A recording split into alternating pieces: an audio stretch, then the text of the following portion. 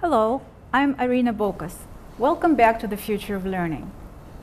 Our last conversation with two Clarkston parents who shared their views on what it takes to work and live in a global society once again confirmed that today's graduates need to understand how to collaborate, how to solve problems, think critically, and communicate effectively. Even back in 2006, the Committee for Economic Development stated that in order to compete successfully in a global marketplace, all US companies will have a need for people with a knowledge of world languages and cultures. It's necessary to market products to customers around the globe and, of course, to work effectively with global partners. World languages and global awareness are a must. Today we have two Clarkston teachers who do exactly that. Teach a world language and while doing so, create global awareness in their students. Daryl Bialis and Amy Holbein are two of our high school Spanish teachers.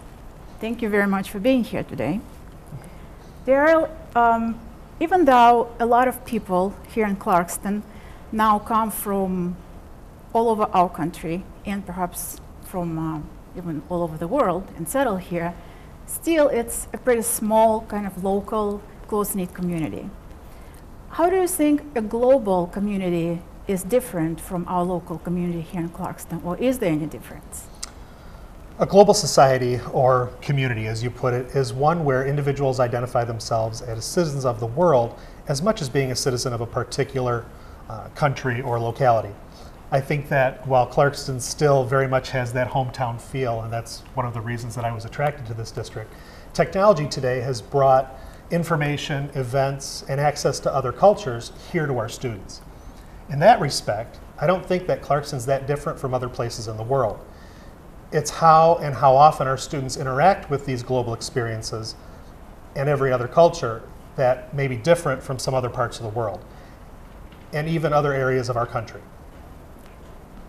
So, Amy, from your perspective, and maybe even perspective of some of the exchange students that you had, what perhaps is lacking, if it is, in our high school students' understanding and knowledge in order for them to succeed in a global society? From the moment our students enter into our school system, we try to teach the fact that we live in a global society. So in that respect, I don't necessarily think that students are lacking knowledge. However, most of our students haven't yet had authentic experiences or interactions with other cultures. One of the major goals of our World Language Department is to highlight cultural differences and similarities and to help students understand the importance of these types of experiences. We're proud that many of our students do choose to study abroad in college or they get international internships. And so as our students get older, they do reach out and make these connections across the globe. It would be extremely advantageous if we could offer these types of experiences to our students at an earlier age here. Well, we talk a lot about on this show about the meaningful learning, and of course, just learning a foreign language is meaningful on its own. It's sort of, everybody can understand that. But when you try to combine teaching a foreign language and create a cultural awareness in your students, that is even more so as far as the meaningful learning go. So what is it exactly you do when you teach Spanish to your students that would kind of qualify for that cultural awareness plus learning a foreign language? And if you could just give any specific example, that would be great. Sure. Creating global awareness is a natural part of what we do as world language teachers. Our national and state standards are focused on the 5 C's: communities, culture, connections, comparisons, and communication. Those standards drive what we do. Learning a second language is as much about learning about a target culture as it is about grammar and vocabulary structures of the language that you're studying. We use current events and issues that are impacting the Spanish-speaking world as context for delivering the content that we help students explore. In one of my classes, for example, we start the class off most days talking about a picture in Spanish. One day, I presented students with a photo of a woman and 2 boys standing in what appeared to be a pile of garbage along the side of a road. This was in a rural part of a Spanish-speaking country. Students talked about what they saw, what they thought was going on in the picture, and they generated questions that they had about the photo. Many students wondered where that picture was taken, if it was in a part of Latin America or if it was in South America. Okay. I asked them how their thinking would have changed had I told them that the picture was taken in Michigan. After some discussion, I asked how their conversation would have been different if I told them that the picture had been taken in a rural area right up the road in Davisburg. At that point, many students had an emotional reaction to the picture.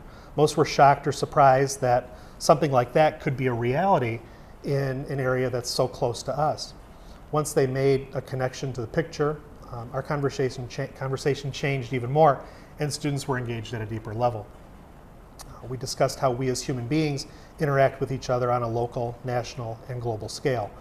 This is just one example of how we in the World Language Department try to bring some of our world into our classrooms and into our students' lives. We help to shape them into positive contributors in a global society. So it really needs to hit home. Absolutely. And that's how exactly you did it. Absolutely. You brought it from somewhere far away to really close here, and that's it's changed. Yes, that's like anything in education. If a student can make an emotional connection to something that they're studying, it's going to be retained at a deeper level, and it's going to be more meaningful to them. That's very true. Amy? It is true. Our responsibility as educators is not only to increase students' global awareness, but also to help them connect these global issues with their everyday lives here in Clarkston. We have to make the languages that we teach relevant for our students. So one example of this is we teach a unit on immigration, and students come into our classroom with many preconceived ideas and different perspectives on immigration.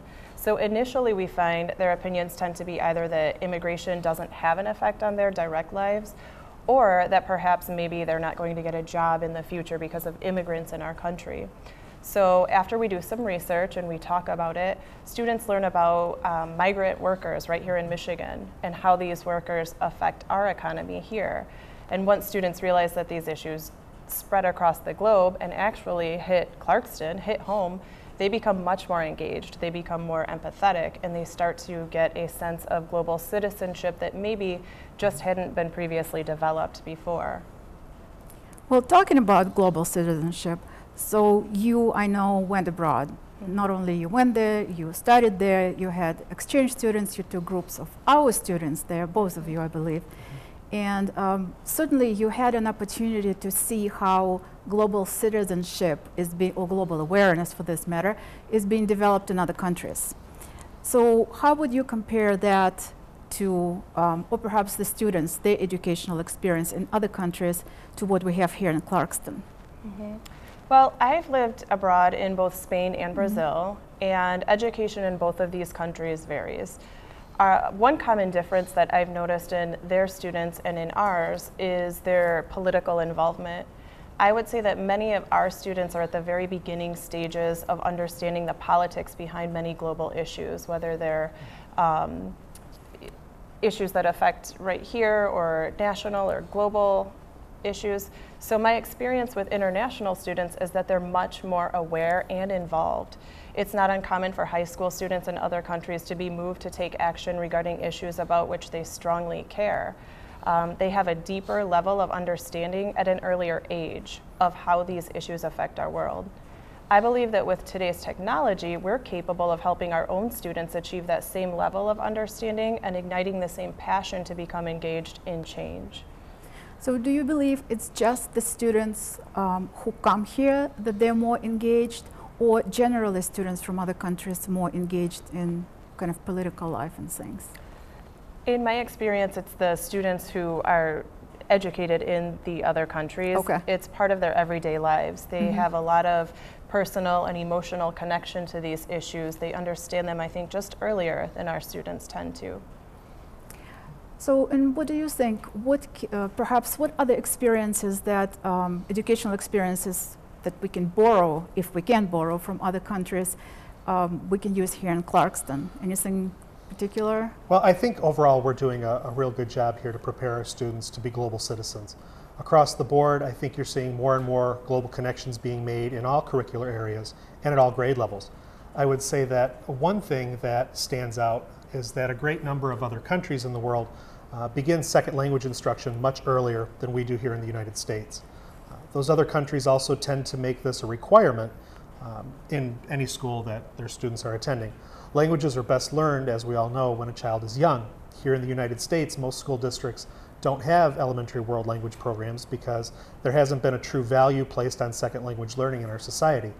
As our society and community becomes more and more global, being proficient in a second language is becoming more and more important as well. And this is extremely important for our students' future today. To that end, we've begun a Spanish program at our Early Childhood Center where all students beginning at age 3 receive weekly Spanish instruction. It's easier for me to speak in Spanish than it is in English. This program also continues into elementary schools where students in kindergarten and first grade receive a semester of Spanish instruction. It's really my hope that this program will continue to grow, and as our district's financial situation improves, we'll be able to invest more in that program and in second language learning at an earlier level. I also hope that all students from preschool through 12th grade would receive consistent world language instruction and leave Clarkson Community Schools being proficient in at least one language other than English. But I have to say it is a very American phenomenon that we only have one language. And it seems in every other country it's a considerable norm to speak at least 2 languages. Mm-hmm. And of course we can only speculate what the reason perhaps for it is. Do you have any guesses? What could that be? Well, I think a lot of it has to do with trade.